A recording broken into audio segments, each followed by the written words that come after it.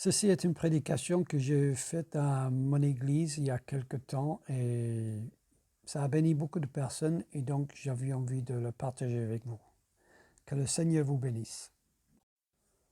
Venez à moi, vous tous qui êtes fatigués et chargés, et je vous donnerai du repos.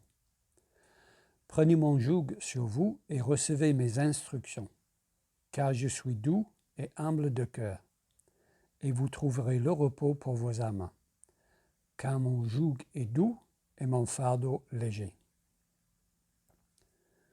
Vous avez sûrement déjà vu des photos avant et des photos après. L'autre jour, j'ai vu une pub pour Comme j'aime.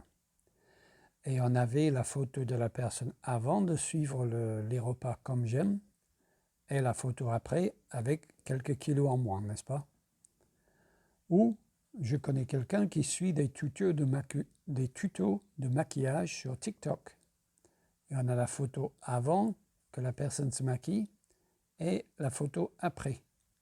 Et c'est vrai que parfois le changement est radical.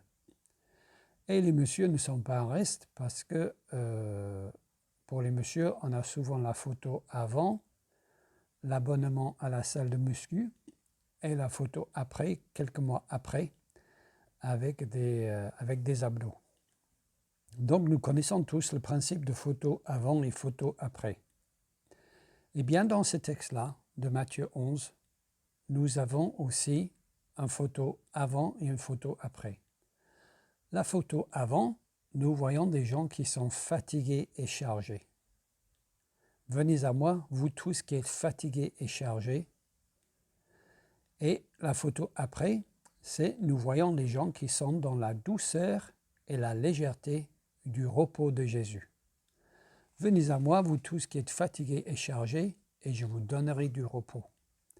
Et je parle de douceur et légèreté du repos de Jésus parce que Jésus dit que son joug est doux et son fardeau est léger. Donc la photo avant, c'est des gens qui sont fatigués et chargés, un peu comme des bœufs, n'est-ce pas, qui ont des jougs sur eux. Et la photo après, c'est les gens qui se reposent dans la douceur et la légèreté du repos de Jésus.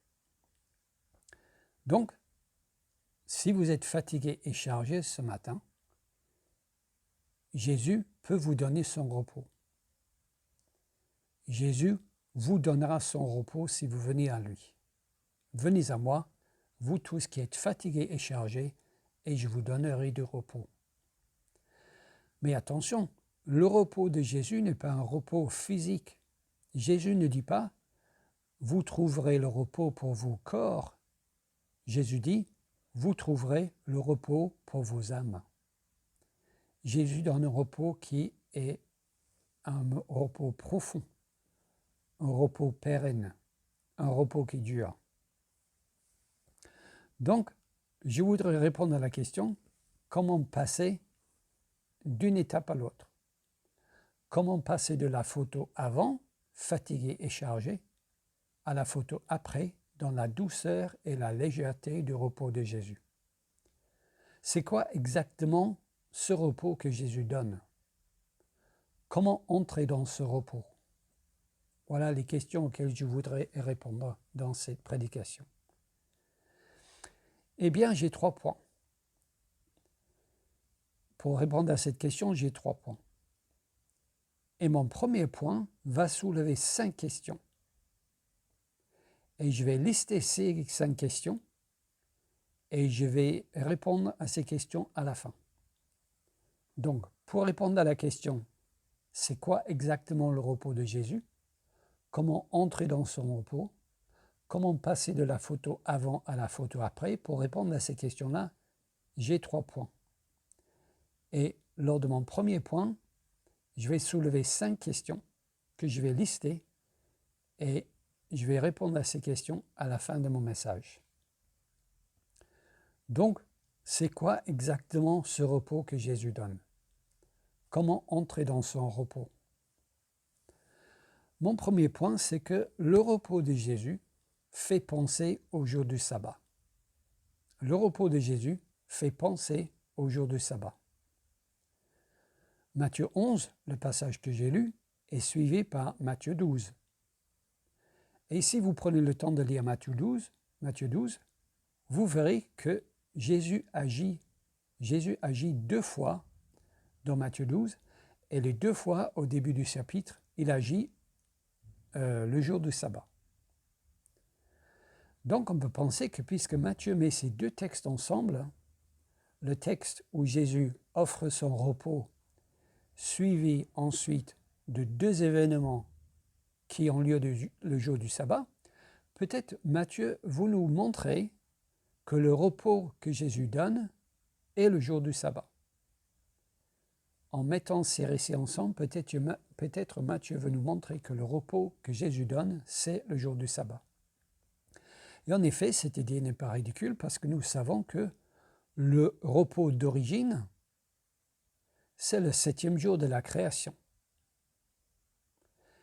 Et cet 7e jour de la création devient la loi pour tout le peuple de Dieu. Nous lisons ça dans Exode 28, à partir du verset 8, où nous lisons ceci. « Souviens-toi du jour de repos pour le sanctifier. Tu travailleras 6 jours et tu feras tout ton ouvrage. Mais le 7e jour est le jour du repos de l'Éternel ton Dieu. Tu ne feras aucun ouvrage, ni toi, ni ton fils, ni ta fille, ni ton serviteur, ni ta servante, ni ton bétail, ni l'étranger qui est dans tes portes. Car en 6 jours l'Éternel a fait les cieux et la terre, et la mer, et tout ce qui est contenu, et il s'est reposé le 7e jour. C'est pourquoi l'Éternel a béni le jour de repos et l'a sanctifié. » Donc nous voyons dans ce passage que Dieu a travaillé 6 jours pour créer la terre, et le 7e jour, il a cessé son travail. Il s'est reposé. Et Dieu veut que son peuple suive son exemple. Dieu veut que son peuple se repose le 7e jour. C'est le jour de repos, un jour pour se détendre et pour passer du temps en famille, n'est-ce pas? Et un jour pour louer le Seigneur. Et nous savons que ça devient le 4e commandement. Et Dieu prend ce commandement très au sérieux. Dieu ne rigole pas avec ce jour de repos.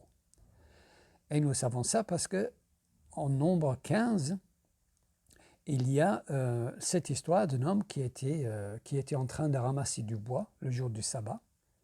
Peut-être il avait besoin de se chauffer ou de faire cuire la nourriture. Nous ne savons pas la raison exactement, mais en tout cas, cet homme était en train de ramasser du bois le jour du sabbat. Et les gens l'ont trouvé. Ils l'ont amené à Moïse et les sacrificateurs. Et Moïse et les sacrificateurs ne savaient pas quoi faire avec parce que Dieu n'avait pas dit ce qu'il fallait faire avec quelqu'un qui transgresse le sabbat. Donc ils l'ont mis en prison. Je vous invite à lire le texte en Nombre 15. Et ils ont consulté l'Éternel pour savoir ce qu'on devait faire avec cet homme. Voici la réponse de l'Éternel. Nombre 15, 35. L'Éternel dit à Moïse, « Cet homme sera puni de mort. Toute l'assemblée le lapidera hors du camp. » Toute l'assemblée le fit sortir du camp et le lapida, et il mourut, comme l'Éternel l'avait ordonné à Moïse. Donc on voit que Dieu ne rigole pas du tout avec ce jour de repos. C'est quelque chose qui est très très sérieux pour lui, à un tel point que cet homme qui a travaillé le jour de repos a eu le même châtiment que pour un meurtrier, n'est-ce pas? Il a été lapidé, il a été exécuté. Donc Dieu prend ce jour de repos très au sérieux. Donc ça c'est mon premier point. Le repos de Jésus nous fait penser au repos du jour du sabbat. Le repos de Jésus nous fait penser au jour du sabbat. Et comme je l'ai dit au début, ce premier point soulève 5 questions. En étudiant ce premier point, il y a 5 questions qui me sont venues à l'esprit. Donc je vais les lister ici et après je répondrai à ces questions à la fin. Question 1. Comment une âme peut-elle se reposer? Comment une âme peut-elle se reposer? D'ailleurs, comment une âme, quelque chose d'immatériel, peut-elle même se fatiguer? Comment est-ce qu'une âme peut se fatiguer? Une âme n'a pas de muscles. Donc, comment une âme peut se fatiguer? Peut-elle se fatiguer? Et comment une âme peut-elle se reposer? Question 2. Pourquoi le texte biblique parle du repos de Dieu? Pourquoi est-ce que la Bible ne dit pas tout simplement que Dieu a cessé son travail? Pourquoi utiliser le mot « se reposer » ? Pourquoi dire que Dieu s'est reposé? Ça donne l'impression que Dieu était fatigué. Ça donne l'impression que Dieu était fatigué et donc il a dû se reposer. Pourquoi est-ce que le texte biblique utilise le terme « se reposer » en parlant de Dieu? Ça fait bizarre. Pourquoi utiliser ce terme? Question 3. Pourquoi Dieu voulait-il que son peuple suive son exemple en arrêtant le travail et en se reposant? Question 4. Puisque nous considérons le peuple de Dieu aujourd'hui, avec raison, puisque nous considérons le peuple de Dieu, pourquoi n'observons-nous pas le jour du sabbat aujourd'hui? Nous avons vu que le jour du sabbat fait partie des commandements. Nous observons les autres commandements.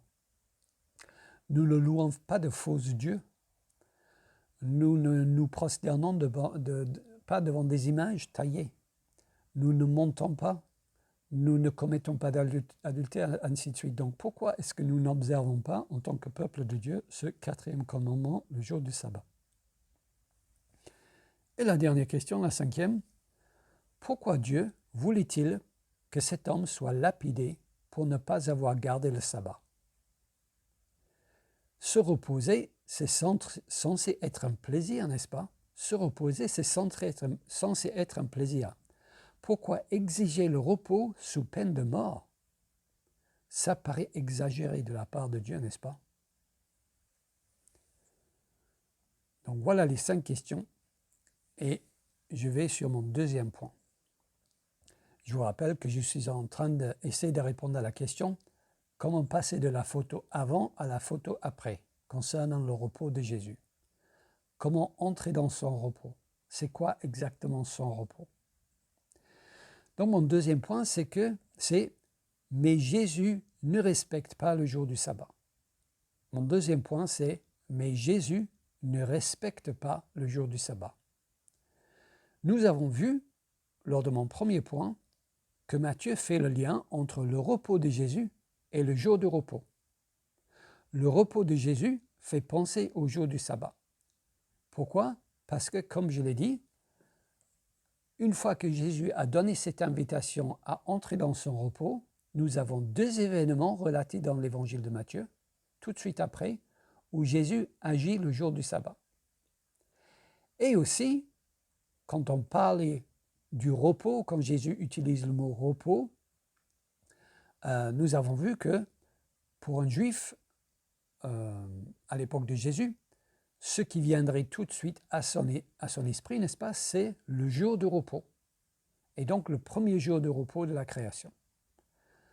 Donc, je pense que c'est légitime de dire que Matthieu veut nous faire penser quelque part au jour du sabbat, quand Jésus offre son repos. C'était mon 1er point. Mais mon 2e point, c'est « Mais Jésus ne respecte pas le jour du sabbat ». Donc Matthieu nous fait penser au jour du sabbat dans son récit, mais après Matthieu nous montre un contraste, voire une contradiction.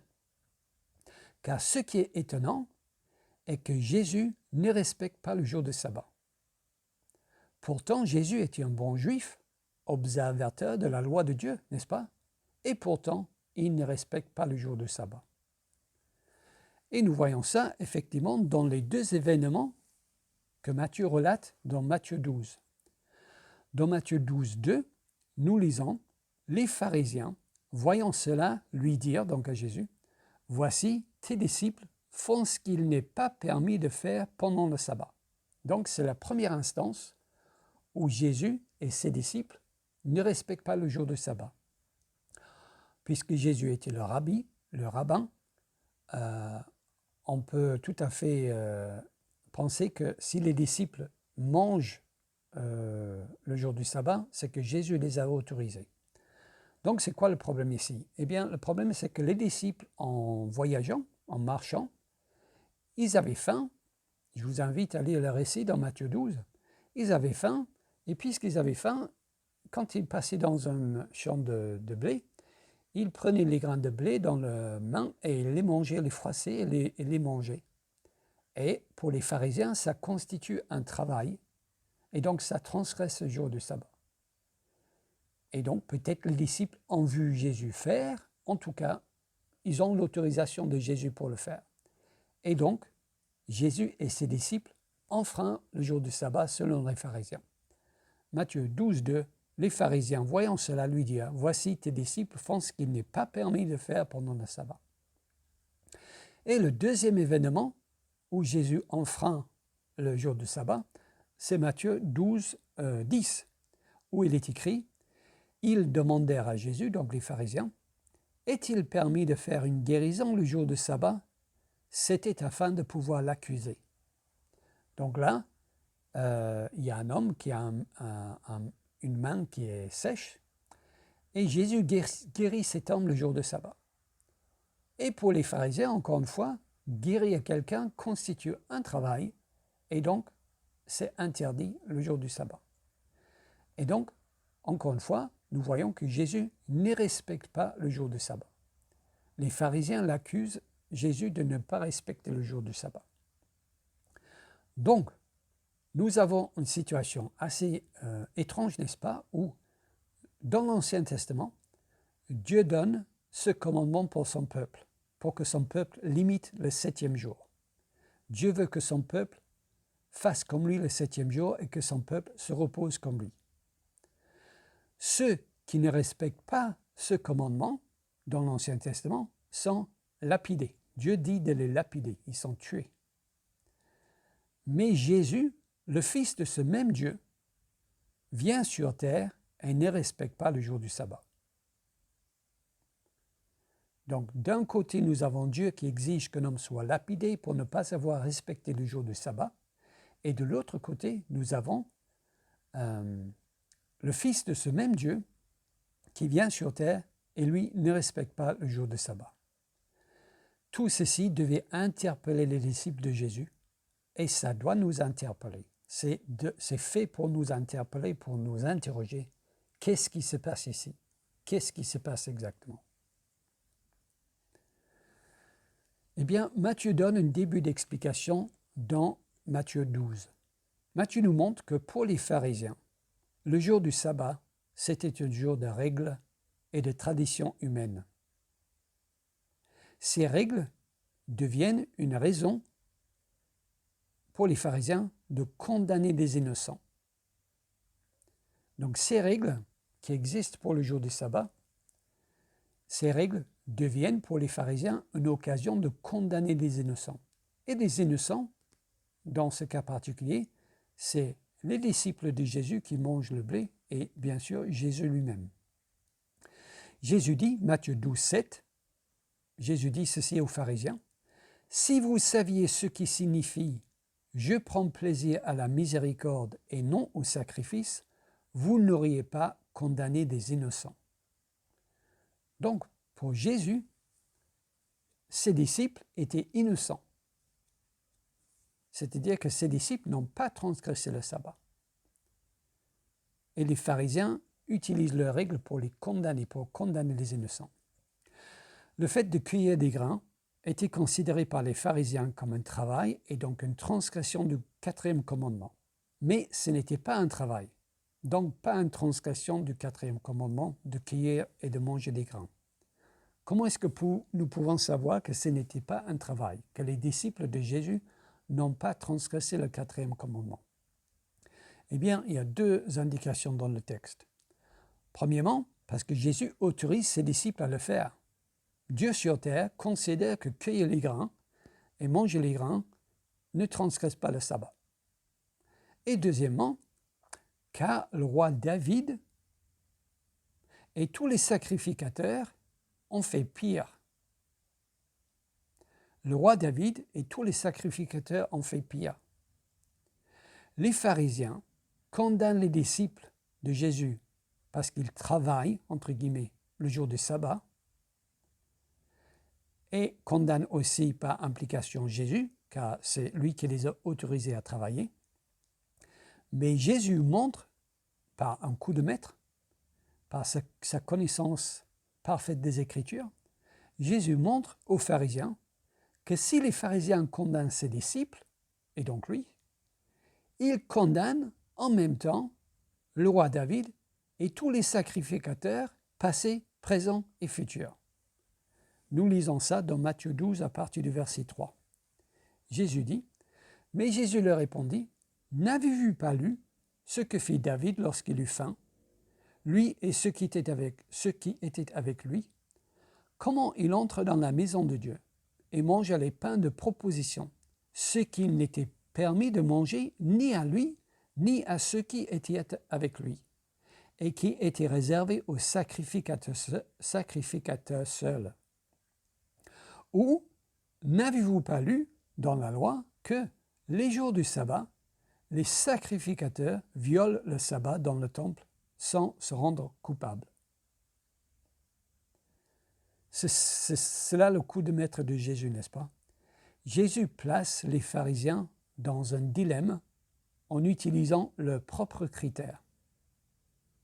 Si les pharisiens condamnent Jésus et ses disciples pour ce qu'ils ont fait le jour du sabbat, ils sont obligés en même temps de condamner le roi David et tous les sacrificateurs passés, présents et futurs, parce que ce qu'ils ont fait est bien pire que ce que font les disciples de Jésus. Et bien sûr, aucun pharisien ne veut condamner le roi David ni les sacrificateurs lévites, sinon les pharisiens détruisent leur propre religion, n'est-ce pas? Et donc Jésus le met dans un dilemme. S'ils condamnent Jésus, ils doivent condamner David et tous les sacrificateurs, et s'ils ne condamnent pas David et tous les sacrificateurs, ils ne peuvent pas condamner les disciples de Jésus.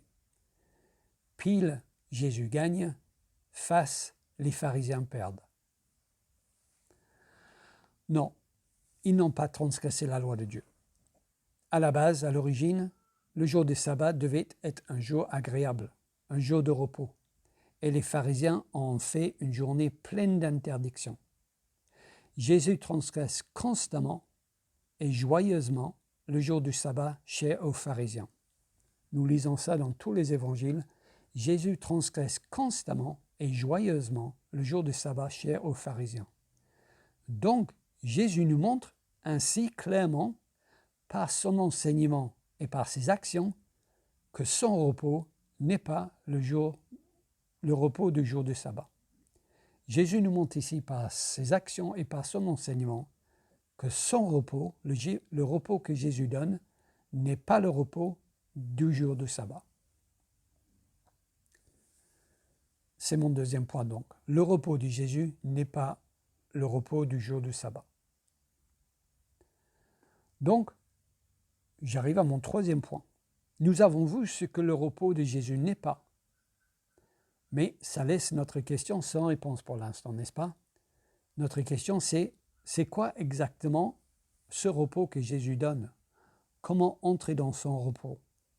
Et là, je vais répondre maintenant à cette question avec mon troisième point. Mon troisième point, c'est le repos de Jésus, c'est la fin de nos œuvres. Le repos de Jésus, le repos que Jésus donne, c'est la fin de nos œuvres. Venez à moi, vous tous qui êtes fatigués et chargés, et je vous donnerai du repos. Ce repos-là, c'est la fin de nos œuvres. Et là, vous pourrez me dire, mais tu trouves ça où dans le texte?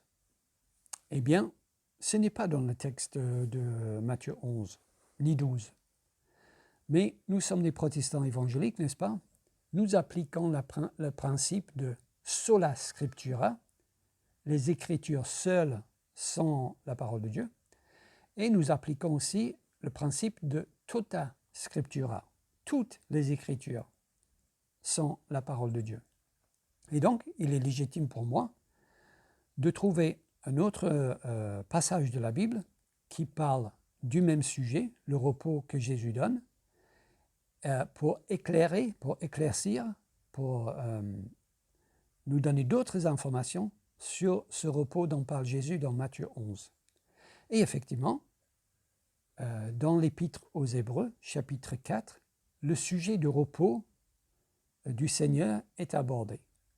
Je n'ai pas le temps de le lire en entier ici, mais je vous laisse le lire. Moi, je vais me focaliser sur Hébreux 4, 9. Et je vous invite à juger si ce verset parle du même sujet que le repos dans Matthieu 11. Hébreux 4, 9 dit « Il y a donc un repos de sabbat réservé au peuple de Dieu. » Il y a donc un repos de sabbat réservé au peuple de Dieu. On peut remarquer tout d'abord que le verset ne dit pas « il y a un repos du jour du sabbat », mais il y a un repos de sabbat réservé au peuple de Dieu. Car celui qui entre dans le repos de Dieu se repose de ses œuvres comme Dieu s'est reposé des siennes. Car celui qui entre dans le repos de Dieu se repose de ses œuvres comme Dieu s'est reposé des siennes. Et donc la conclusion que je tire ici de ce verset, c'est se reposer en Jésus, c'est se reposer de nos œuvres, comme Dieu s'est reposé de ses œuvres. Donc le repos de Jésus, c'est la fin de nos œuvres, parce que se reposer en Jésus, c'est se reposer de nos œuvres selon ce verset. Le vrai sabbat que Dieu donne n'est pas un jour. Le vrai sabbat que Dieu donne n'est pas un jour, c'est la fin définitive de nos œuvres. Alors, de quoi je parle quand je parle des œuvres? Eh bien, je parle des œuvres de la loi. Des œuvres de la loi. Des œuvres de la loi servent à être justifiées ou déclarées justes devant Dieu. Les œuvres de la loi servent à être déclarées justes devant Dieu. Nous voyons ça dans Romains 2, 13, qui dit ceci. « Ce ne sont pas en effet ceux qui écoutent la loi qui sont justes devant Dieu, mais ce sont ceux qui la mettent en pratique qui seront justifiés. » Je vais relire le verset. « Ce ne sont pas en effet ceux qui écoutent la loi qui sont justes devant Dieu, mais ce sont ceux qui la mettent en pratique qui seront justifiés. » Donc, les œuvres de la loi servent à être justifiés devant Dieu. C'est marqué, ce sont ceux qui la mettent en pratique, donc la loi, qui seront justifiés. Donc, celui qui se repose de ses œuvres a été déclaré juste par Dieu. Celui qui se repose de ses œuvres a été déclaré juste par Dieu. Il ne fait plus d'œuvres parce que Dieu l'a déclaré juste. Sinon, il devrait faire encore des œuvres. Mais celui qui se repose de ses œuvres ne fait plus d'œuvres. Et il ne fait plus d'œuvres parce qu'il a été déclaré juste par Dieu, parce que les œuvres de la loi servent à être déclarées justes par Dieu. Donc celui qui ne fait plus d'œuvres a été déclaré juste par Dieu. Donc ça soulève une question importante. Mais qui peut faire assez d'œuvres pour que Dieu les déclare justes et qu'il ne soit plus obligé de faire des œuvres?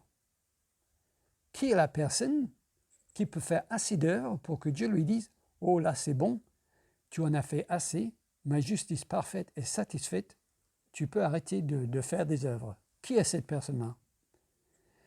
Et bien sûr, la réponse est « Il n'y a personne comme ça. Il n'y a aucun être humain qui peut faire assez d'œuvres pour satisfaire la justice de Dieu. » Alors, comment être déclaré juste devant Dieu alors? Eh bien, il y a beaucoup de versets dans la Bible qui montrent que nous ne sommes pas déclarés justes devant Dieu grâce à nos œuvres. En voici un. Galates 2,16. Néanmoins, sachant que ce n'est pas par les œuvres de la loi que l'homme est justifié, mais par la foi en Jésus-Christ.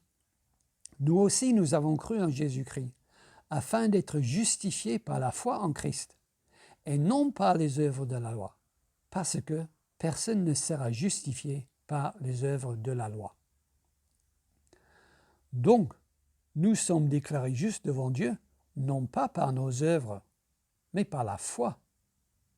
Donc, nous entrons dans le repos de Jésus non pas par nos œuvres justement, mais par le contraire des œuvres, par la foi. Donc le repos de Jésus, c'est la fin de nos œuvres, parce que le repos de Jésus, c'est la foi.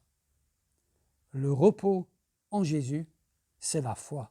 Le repos que Jésus donne, c'est la foi en Jésus. Se reposer en Jésus, c'est se reposer par la foi dans son œuvre. Se reposer en Jésus, c'est croire en son œuvre. Et quand nous croyons en l'œuvre de Christ, Dieu nous déclare justes grâce à la justice de Jésus. Et donc nous ne faisons plus d'œuvre pour essayer d'être justifiés par Dieu, car nous sommes acceptés par Dieu grâce à l'œuvre de Christ. Romains 5.1 dit, « Étant donc justifiés par la foi, nous avons la paix avec Dieu par notre Seigneur Jésus-Christ. »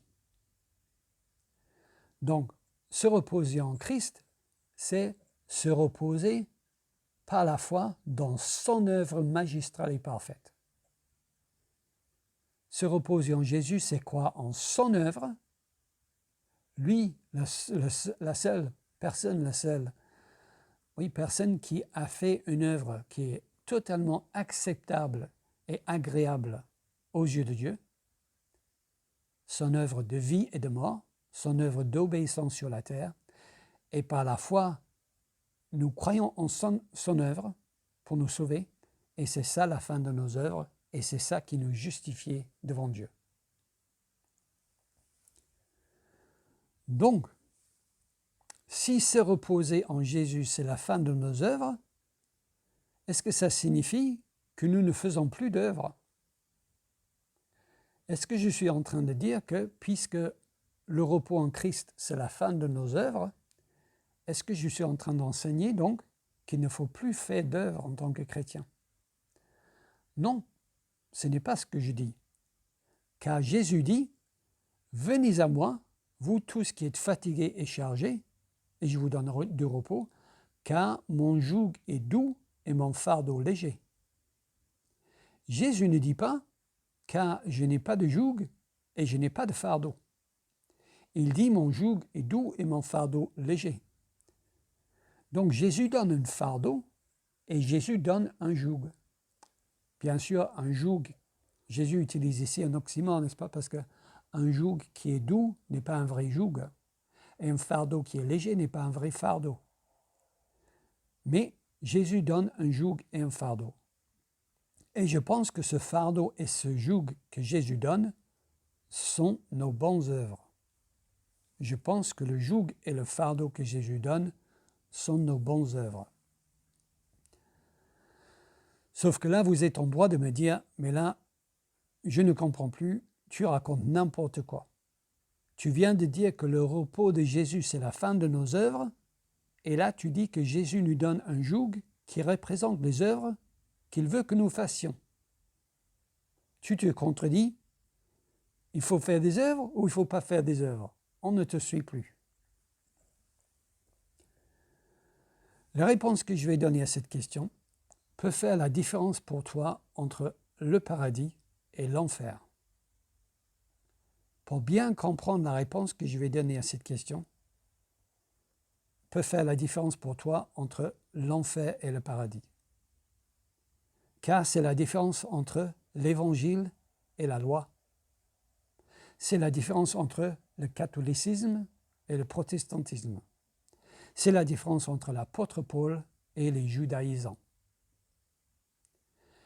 Nous ne faisons pas d'œuvres pour être déclarés justes par Dieu.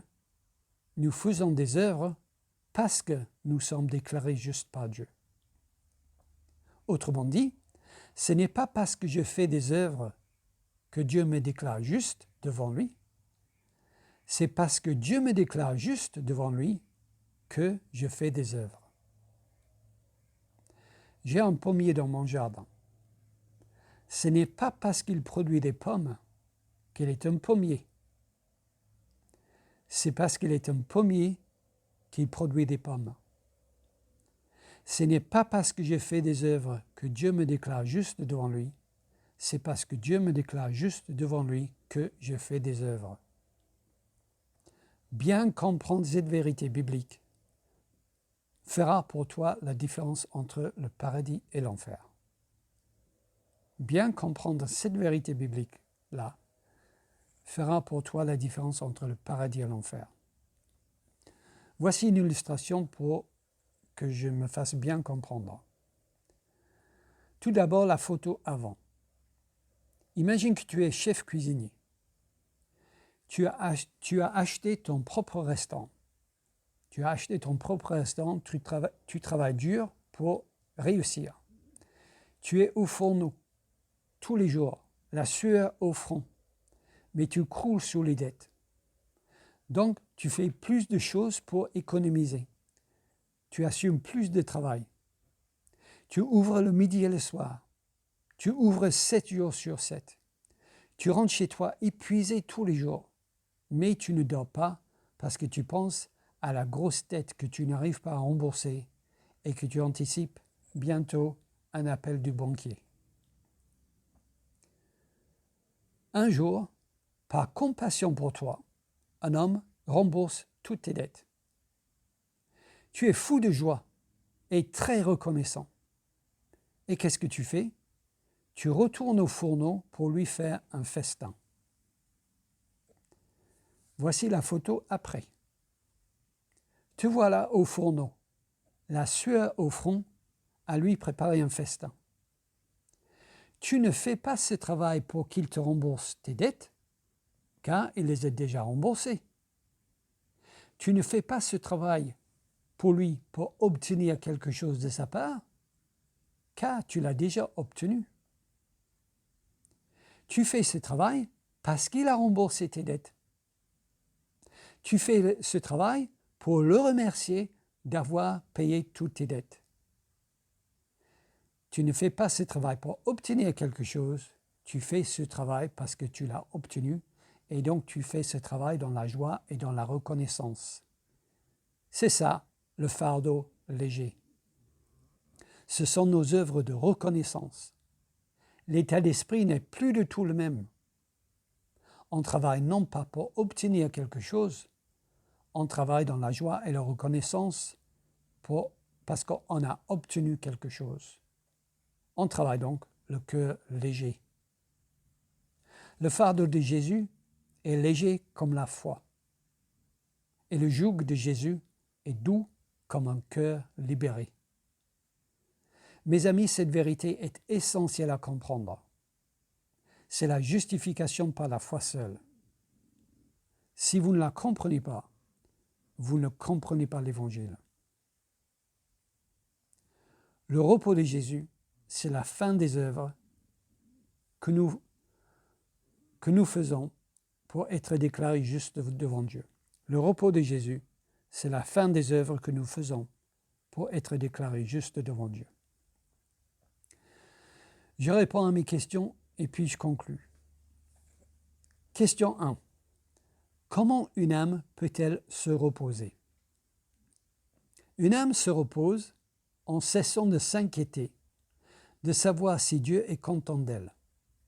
Une âme se repose en cessant de s'inquiéter, de savoir si Dieu est content d'elle, car elle sait que Dieu est content d'elle. Car le plaisir de Dieu pour elle ne se trouve pas dans ce qu'elle a fait pour lui, mais dans ce que Jésus a fait pour elle.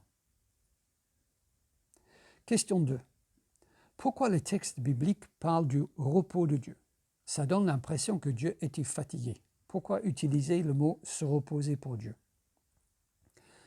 Parce que c'est une image, le repos de Dieu, le 7e jour de repos, c'est une image des œuvres de Christ qui sont achevées aujourd'hui.